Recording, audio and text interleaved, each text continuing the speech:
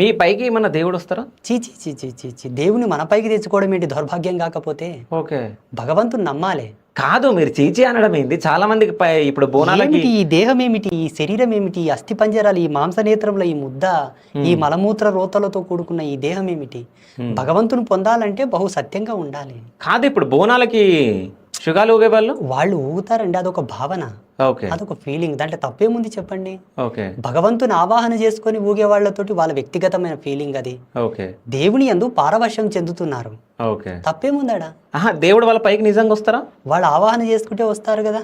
Okay. ఒక కలశం లోపలికి భగవంతుని ఆవాహన చేసేటప్పుడు వ్యక్తి లోపలికి ఎందుకు రాకూడదు? ఓకే. 84 లక్షల జీవకళలతో నిర్మాణమైన దేహం ఇది.